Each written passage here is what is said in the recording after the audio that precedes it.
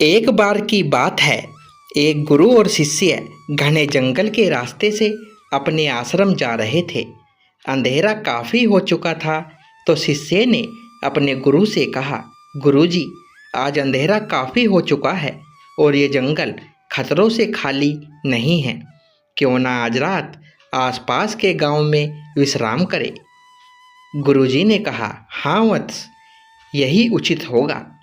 कुछ दूर चलने के बाद उन्हें एक कुटिया में रोशनी जलते हुए दिखाई दी और वो दोनों उस कुटिया की तरफ आगे बढ़ने लगे। अब जैसे ही वे वहां पहुंचे, शिष्य ने दरवाज़ा खटखटाया और अंदर से एक गरीब आदमी दरवाज़ा खोल के बाहर आया। गुरुजी ने उस गरीब आदमी से कहा, वत्स, हम अपने आश्रम जा रहे थे। आज अंधेरा भी काफ़ी हो चुका है। क्या आज रात हम तुम्हारी इस कुटिया में विश्राम करके कल सुबह अपनी यात्रा शुरू कर सकते हैं?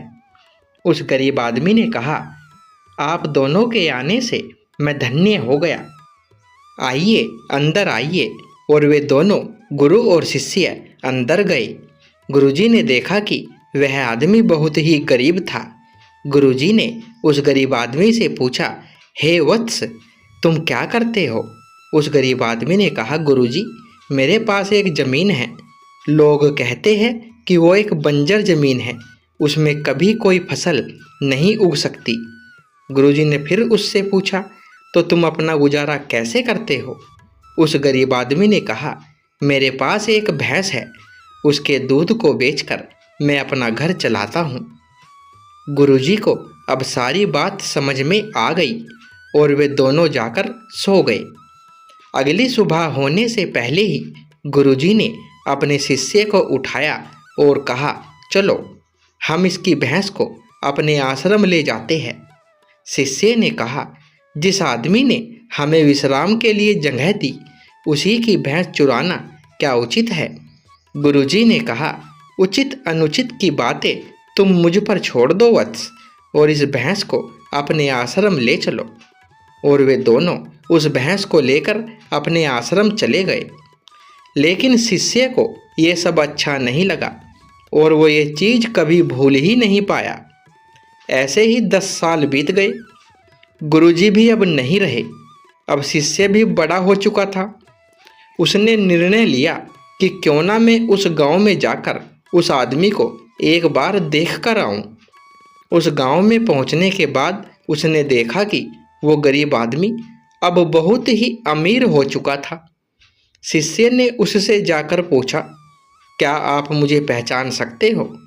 मैं 10 साल पहले अपने गुरुजी के साथ आपके घर आया था।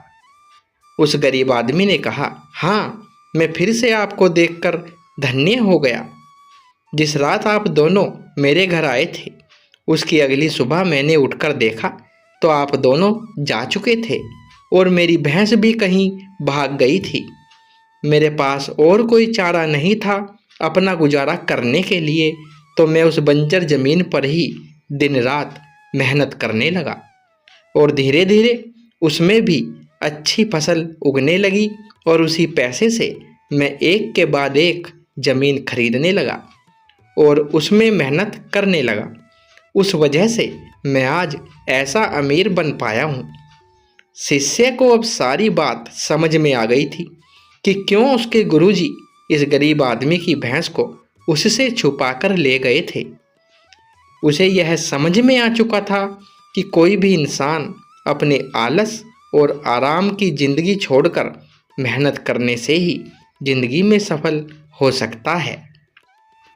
तो दोस्तों, कहानी अच्छी लगी हो तो वीडियो को एक लाइक और शेयर अवश्य करें और चैनल पर पहली बार आए हो तो चैनल को सब्सक्राइब करें।